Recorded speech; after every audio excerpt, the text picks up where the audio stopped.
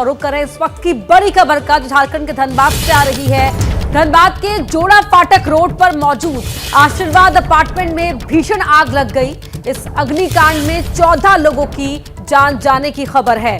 मरने वालों में 10 महिलाएं और 3 बच्चे शामिल हैं। प्रशासन के मुताबिक मरने वालों का यह आंकड़ा अभी और बढ़ सकता है। तस्वीरें भी आप टीवी स्क्रीन पर देख रहे हैं, जब यहां इस अपार्टमेंट में आग लग गई और आग बुझाने की कोशिश करने के लिए वहां फायर ब्रिगेड कर्मी जुटे, लेकिन इस हादसे में 17 लोग बुरी तरह झुलस गए, जबकि यहां 10 महिलाएं और 3 बच्चों की मौत हो गई, यानी कि 14 लोगों की मौत हुई है। ये कहा जा रहा है कि आंकड़ा और बढ़ सकता है। और एक और बड़ा अपडेट कि इस बीच पीएम मोदी ने धनबाद में हुए अग्निकांड पर दुख जताया है। पीएम मोदी ने धनबाद की आशीर्वाद अपार्टमेंट में लपटों की चपेट में आकर मारे गए लोगों के परिवार वालों के लिए मुआवजे का ऐलान किया है। मृतकों के परिजनों को 2-2 लाख रुपए का मुआवजा दिया जाएगा। ये ट्वीट आप देख सकते हैं टीवी स्क्रीन पर। प्रधानमंत्री नरेंद्र मोदी ने ट्वीट किया है कि धनबाद में आग लगने से लोगों की मौत से उनको गहरा दुख हुआ है। मेरे विचार उनके साथ है जिन्होंने अपने परिजनों को खो दिया है। कामना है कि घायल जल्द स्वस्थ हो। प्रधानमंत्री राहत कोष से मृतकों के परिजनों को 2-2 लाख रुपए की सहायता राशि दी जाएगी। और इस वक्त की बड़ी खबर का रुख कर रहे हैं। बड़ी खबर आपको बता दें, दिल्ली एनसीआर के मौसम के हाल से जुड़ी हुई बड़ी खबर आपको बता रहे हैं। एक बार फिर दिल्ली एनसीआर में ठंड की वापसी हुई है। शीतलहर के चलते यहां पर लोग ठंड से ठिठुरने को मजबूर हैं। दिल्ली एनसीआर में किस तरह से एक बार फिर वापस ठंड ने यहां रुख बदला है, और वो आप इन तस्वीरों को देखकर समझ सकते हैं, जहां बाहर कोहरा भी छाया हुआ है और साथ ही एक बार फिर कुछ और दिन तक शीतलहर परेशान कर सकती है, ये कहना है मौसम विभाग का। और वजह है जिस तरह से पहाड़ों पर एक बार फिर से बर्फीली हवाएं चल रही हैं, बर्फबारी हो रही है, उसके चलते दिल्ली एनसीआर में भी ठंड की ठिठुरन बढ़ गई है। ध्रुव मिश्रा हमारे सहयोगी लाइव जुड़ रहे हैं। ध्रुव, इस वक्त आप किस लोकेशन पर हैं और क्या हाल है दिल्ली एनसीआर में मौसम का इस समय? जी, मैं इस वक्त आईटीओ पर मौजूद हूं और मैं आपको बताऊं कि मौसम विभाग द्वारा जिस तरह से पूर्वानुमान लगाया था बीते दिनों, जिसमें कि बारिश हुई थी और पहाड़ों पर बर्फबारी हुई थी, उसके बाद से अब जो है आने वाले 2-3 दिनों तक कोई भी ऐसी बारिश की संभावना नहीं है। लेकिन जो बर्फबारी हुई है उसके बाद से जो वहां से तेज हवाएं चल रही हैं पहाड़ों से, उसकी वजह से कहीं ना कहीं ठंड बढ़ गई है। अगर मैं बीते दिनों की बात करूं तो टेम्परेचर में अचानक से गिरावट देखने को मिली है। और आज की जो टेम्परेचर की अगर मैं बात करूं, आज का मिनिमम टेम्परेचर 10 डिग्री और मैक्सिमम टेम्परेचर 20 डिग्री रहने की संभावना जताई गई है। और ये ठंड के हालात जो है आने वाले कुछ दिनों तक ऐसे ही जारी रहेंगे, क्योंकि जिस तरह से ठंड सर्द हवाएं जो पहाड़ों से चल रही हैं, उससे कहीं ना कहीं उत्तर प्रदेश, पंजाब, हरियाणा, दिल्ली, इन सब जगहों पर असर रहेगा। जी ध्रुव, साथ ही क्या AQI जो कि एयर क्वालिटी इंडेक्स है और पोल्यूशन में कुछ कमी दर्ज की गई है, क्योंकि कल बारिश हुई थी और बारिश के होने से क्या पोल्यूशन में अब कुछ कमी दर्ज की गई है? जी बिल्कुल, आपको मैं बताऊं कि जैसे बीते दिनों जिस तरीके से AQI जो है 300 के पार था, तो अभी अगर आज की बात करूं तो आप देख सकते हैं कि आसपास कोहरा उतना नहीं है और मौसम काफ़ी ज़्यादा साफ जो है बीते दिनों की तुलना में है। लेकिन AQI की बात कहूं तो बीते दिनों जिस तरह से 300 के पार था AQI, अब उसमें थोड़ा सा सुधार हुआ है, लेकिन वो भी अभी पुअर कैटेगरी में ही है। आपको बताएं 267 के आसपास जो है AQI है। तो कहीं ना कहीं मौसम के जो बारिश हुई है उसके बाद से जो है जिस तरह से कोहरे में थोड़ी कमी जरूर दिखाई दे रही है, लेकिन जो एयर क्वालिटी इंडेक्स है उसमें उतना सुधार नहीं है जितना उम्मीद जताई जा रही थी। जी ध्रुव, बहुत शुक्रिया आपका इस पूरी जानकारी के लिए। तो दिल्ली एनसीआर में क्या है मौसम का हाल बता रहे थे हमारे सहयोगी ध्रुव मिश्रा। और एक बार फिर यहाँ शीतलहर परेशान कर सकती है, लेकिन अभी फिलहाल अगले 3-4 दिन तक बारिश नहीं होगी, लेकिन पहाड़ों पर हो रही बर्फबारी के चलते, शीतलहर के चलते परेशानियां बनी रह सकती। और सीधा रुख कर रहे हैं इस वक्त की बड़ी खबर का। बड़ी खबर यह है कि अब से कुछ घंटे बाद जहां वित्त मंत्री बजट पेश करेंगे, तो वहीं बीजेपी ने प्लान बना लिया है बजट के प्रचार के लिए देशव्यापी चर्चा करेगी बीजेपी। और बीजेपी ने इस चर्चा के लिए 1 से 12 फरवरी तक देशव्यापी अभियान चलाने का फैसला पार्टी ने किया है। पूरी योजना है पार्टी की। राष्ट्रीय अध्यक्ष जेपी नड्डा ने इसके लिए 9 सदस्यीय कमेटी भी बनाई है। और ये जो कमेटी है 12 फरवरी तक 50 महत्वपूर्ण शहरों पर जो भारत सरकार के मंत्री हैं, राष्ट्रीय पदाधिकारी हैं, आर्थिक विशेषज्ञ हैं और सीएम हैं, वो प्रेस कॉन्फ्रेंस करेंगे। ये पूरा प्लान है ताकि आम जन तक जो बजट की योजनाएं हैं, जो पूरी जिस तरह से उम्मीदें साकार करने के लिए ये पूरा बही खाता आज पेश किया जाएगा। कैसे जनता को लाभ उससे पहुंचेगा, उसके प्रचार के लिए बीजेपी ने ये फैसला किया है, ये कमेटी बनाई है और साथ ही देशव्यापी चर्चा के लिए एक अभियान भी बीजेपी छेड़ने जा रही है। एक बड़ी खबर आपको बता दें, केंद्रीय वित्त मंत्री निर्मला सीतारमण आज आम बजट पेश करेंगी। संसद में सुबह 11 बजे पेश होगा ये आम बजट और बजट पेश करने से पहले वित्त मंत्री निर्मला सीतारमण सुबह 9:20 पर राष्ट्रपति से मिलने जाएंगी।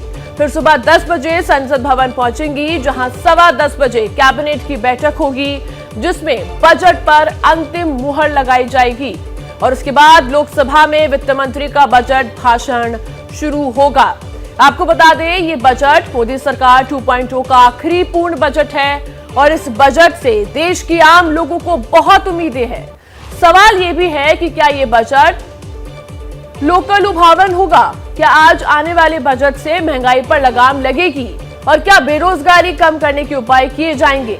क्या मिडिल क्लास को इनकम टैक्स से छूट मिलेगी या फिर वैश्विक मंदी को ध्यान में रखते हुए मोदी सरकार कुछ कड़े फैसले ले सकती है? इन सब सवालों के जवाब सुबह 11 बजे मिलना शुरू हो जाएंगे, जब वित्त मंत्री निर्मला सीतारमण संसद में बजट पेश करेंगी और उनकी हर घोषणा का क्या मतलब होगा, किस पर और कितना असर होगा, हर खबर और उसका सटीक विश्लेषण सिर्फ एबीपी न्यूज आपको बताएगा। माननीय प्रधानमंत्री जी और माननीय वित्त मंत्री जी के कुशल और निर्णायक नेतृत्व के कारण आज भारत विश्व में एक चमकता हुआ सितारा है।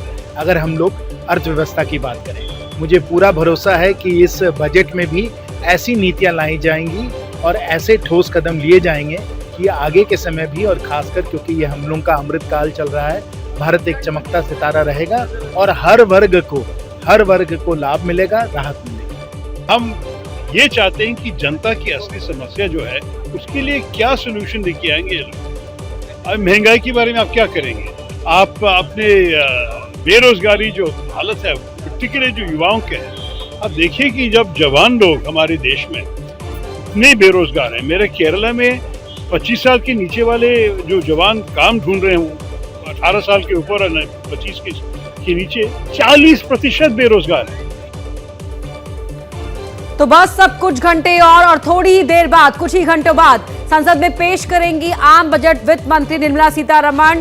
संसद में सुबह 11 बजे ये आम बजट पेश किया जाएगा और बजट पेश करने से पहले सुबह 9:20 पर राष्ट्रपति से मिलने जाएंगी वित्त मंत्री और फिर सुबह 10 बजे संसद भवन पहुंचेंगी, जहां सवा 10 बजे कैबिनेट की एक बैठक होगी, जिसमें बजट पर अंतिम मोहर लगाई जाएगी और उसके बाद लोकसभा में वित्त मंत्री का बजट भाषण शुरू होगा। एबीपी न्यूज आपका अपना चैनल लगातार आपको बता रहा है कि क्या क्या उम्मीदें इस बजट से आम जनता कर रही है, किस सेक्टर को कितनी राहत मिलने की उम्मीद है, हर एक अपडेट आप तक पहुंचा रहे हैं और इसीलिए लगातार सुबह 7 बजे से बजट पर हमारी ये खास पेशकश शुरू हो जाएगी। उससे पहले हमने आपको दिखाया किस तरह से जो ग्रामीण क्षेत्र के लोग हैं वो क्या उम्मीद कर रहे हैं, जो छात्र वर्ग है, जो युवा वर्ग है वो क्या उम्मीदें कर रहा है। ये बजट मोदी सरकार 2.0 का आखिरी पूर्ण बजट होगा, इसलिए कहा जा रहा है कि ये बजट 2023 का जरूर है, लेकिन इसमें 24 की आहट देखने को मिल सकती है। इस बजट से देश के आम लोगों को बहुत उम्मीदें हैं, खासतौर पर जो मिडिल क्लास है,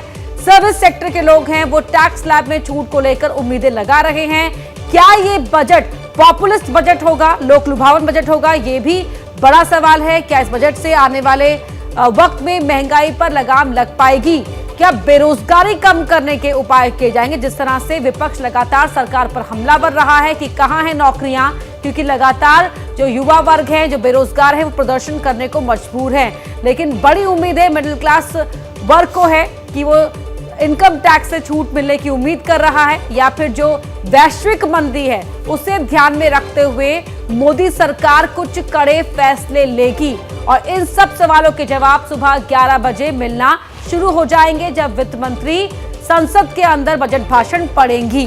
तो मिडिल क्लास क्या कर रहा है, क्या मांग कर रहा है? 5 लाख तक आमदनी टैक्स फ्री की जाए। अभी फिलहाल 2.5 लाख तक आमदनी टैक्स फ्री है। वर्तमान में क्या हालात हैं और क्या डिमांड है वो आपको दिखा रहे हैं ग्राफिक्स के जरिए। स्टैंडिंग डिडक्शन बढ़ाकर 75,000 कर दी जाए, जो अभी 50,000 है। मिडिल क्लास को 1.5 लाख तक टैक्स में छूट है एटीसी के अंदर, इस सीमा को बढ़ाकर 3 लाख कर दिया जाए, ये मिडिल क्लास मांग कर रहा है। हेल्थ इंश्योरेंस पर टैक्स छूट को 50,000 कर दिया जाए, ये भी मिडिल क्लास की मांग है। बजट से यही उम्मीद है कि आम जनता को राहत की सांस दे। आम जनता महंगाई की मार से पस्त है। आम जनता, आप किसी से भी, पिछले 3 दिन से मैं महिलाओं की बातें सुन रही हूँ कि उनकी क्या उम्मीदें हैं। वो बस एक चीज़ कहती हैं, जो महंगाई की मार पड़ी है, 11,000 उनकी इनकम है, उसमें से 1100 रुपये तो उनका सिलेंडर का कॉस्ट आता है, ट्रैवल का कॉस्ट आता है, तो उस पर संज्ञान लें। बार बार अगर उनसे टैक्स की राहत की बात करते हैं वित्त मंत्री से, वो कह रहे थे हमने बहुत बड़ा उपकार जैसे कर दिया हो कि हमने टैक्स को बढ़ाया नहीं है। टैक्स कट करने की बात करी, वो तो छलबाजी से काम कर रही, वो हर एक कदम बगैर छल के रखती थी। तीसरा उनका एजेंडा है जातिगत किसान संगठन खड़े करने, ये उनके एजेंडे में शामिल अब हो चुका है। लेकिन जिस हिसाब से ये देश को बेचने का काम कर रहे और कृषि को, किसान को कमजोर कर रहे, तो बजट बहुत हल्का देंगे।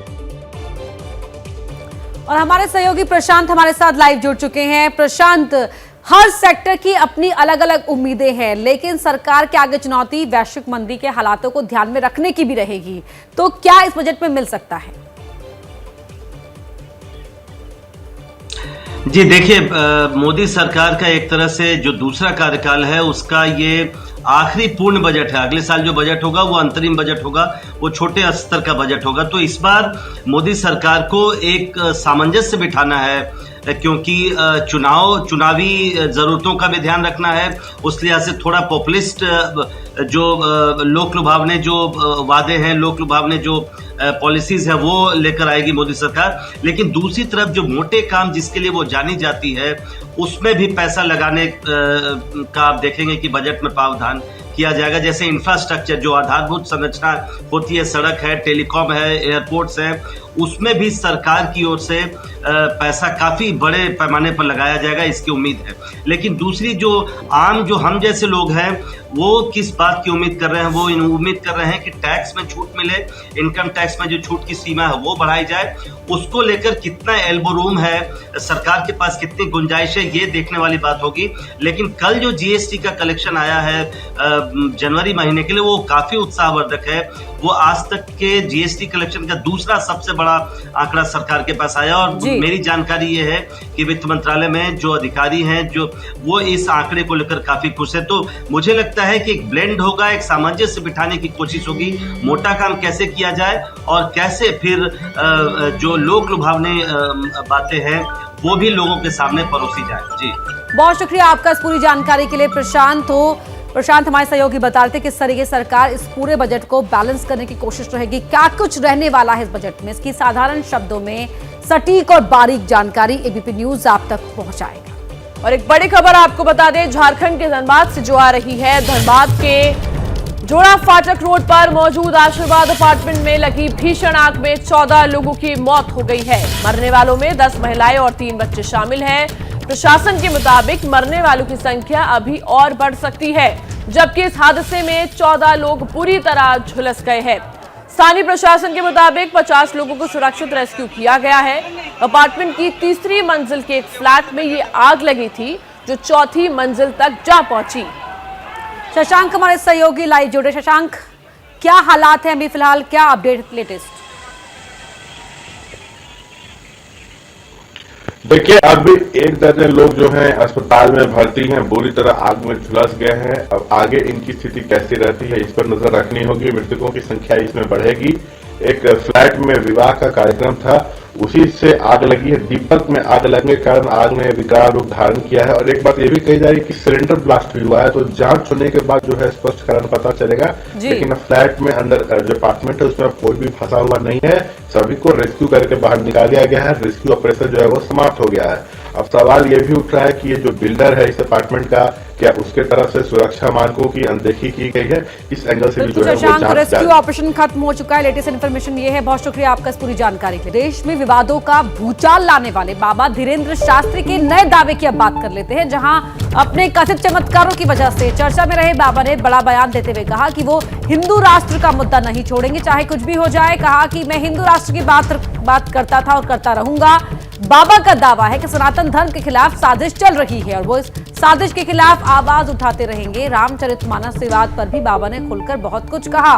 कहा कि जो विवाद हो रहा है उससे वो दुखी है। हिंदू राष्ट्र और सनातन धर्म को लेकर बाबा का ये नया बयान आपको सुनाते हैं। हमारा बयान नितांत हमेशा सनातन के प्रचार और हिंदुओं की एकता की, और वो जब तक प्राण है हम तब तक करते रहे। हिंदू बटानियों से बांटा जा शब्दों से, जानबूझकर, बार बार ब्रेन वॉश करके, ट्रिक दिखाकर, बार बार षड्यंत्र के द्वारा सनातनीय संतों को टारगेट करवाकर रामचरितमानस पर उंगली उठा करके बांटा जा रहा है। अब तू बटन बागेश्वर धाम एक ऐसा तीर्थ है जहाँ 3 साल से निःशुल्क भंडारा करवाया जा रहा, गरीब बेटियों का विवाह करवाया जा रहा। लोग आपकी शादी को लेकर बहुत उत्सुक रहते हैं जाने, आप इस समय यूट्यूब पे बहुत ज्यादा देखे जाने वाले व्यक्ति हैं। धन्यवाद है, बहुत जल्दी होगा। किससे होगा, किससे होगा अब ये तो तय नहीं पर होगा, आप अर्जी लगाओ। तो हमारे वरिष्ठ सहयोगी ब्रजेश राजपूत हमारे साथ लाइव जुड़ चुके हैं। ब्रजेश, बाबा अड़े हुए हैं कि वो हिंदू राष्ट्र की बात नहीं छोड़ेंगे।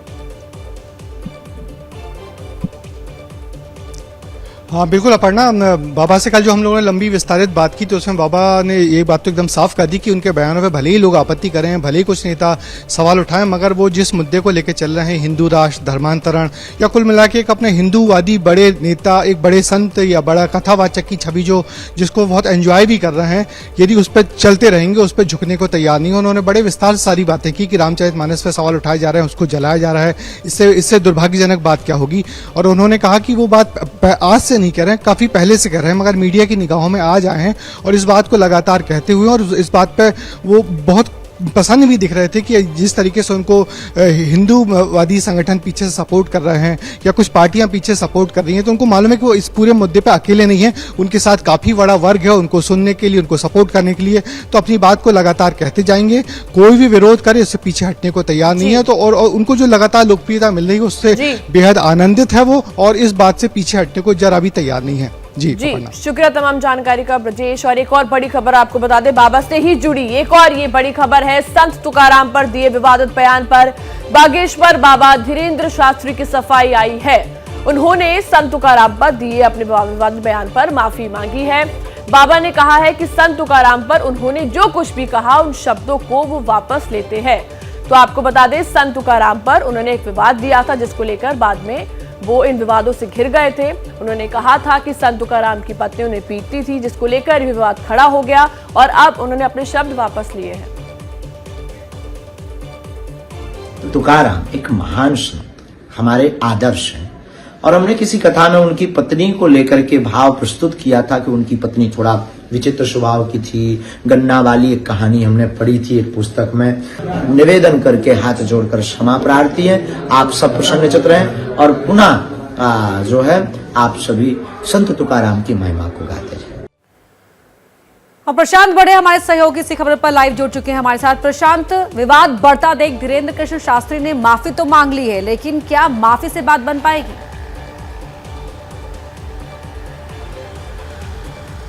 देखिए, महाराष्ट्र में वारकरी संप्रदाय की एक बड़ी लोक संख्या है। वारकरी संप्रदाय को मानने वाला एक बड़ा वर्ग है और संत तुकाराम इस वारकरी संप्रदाय के बड़े संत माने जाते हैं। और इनके ऊपर जिस तरह से ये टिप्पणी जो है, एक विवादित बयान किया था धीरेन्द्र शास्त्री इन्होंने, उसके बाद पूरे महाराष्ट्र में बहुत बड़ा विवाद खड़ा हुआ था और उन्होंने माफ़ी मांगनी चाहिए, अपना स्टेटमेंट वापस लेना चाहिए, इस तरह से बात कही गई थी। हालांकि सिर्फ वारकरी संप्रदाय नहीं तो अलग अलग हिंदू संगठनों ने भी इस पर जो है रोष व्यक्त किया था। अभी जो है धीरेन्द्र शास्त्री इन्होंने अपनी सफाई पेश की है जिसमें उन्होंने माफ़ी मांगी है और कहा है कि हाथ जोड़कर हम माफ़ी मांगते हैं और हम जो संत तुकाराम हैं उनको आदर्श मानते हैं। पर उन्होंने कहीं पर एक संत तुकाराम इनका चरित्र पढ़ा था जिसमें एक कथा थी और उस कथा को लेकर उन्होंने इस तरह से उनकी पत्नी और उनके ऊपर बयानबाजी की थी। लेकिन अभी इस पूरे मामले में वो माफ़ी मांग रहे हैं, लेकिन फिर भी महाराष्ट्र में जिस तरह से वातावरण धीरेन्द्र शास्त्री इनके खिलाफ है, अभी देखना पड़ेगा कि इस माफ़ी के बाद उनकी सफाई के बाद महाराष्ट्र में उनको माफ़ किया जाता है। वारकरी संप्रदाय जिस तरह से अपना रोष यहाँ पर व्यक्त करे वो उनको माफ़ करेंगे कि नहीं। बहुत शुक्रिया प्रशांत आपका इस पूरी जानकारी के लिए। क्या मजबूरी है मेरी, बताइए।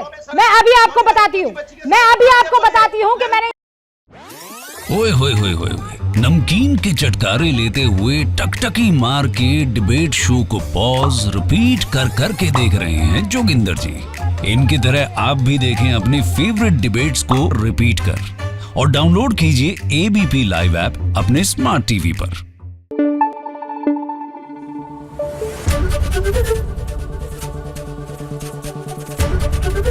एबीपी न्यूज आपको रखे आगे।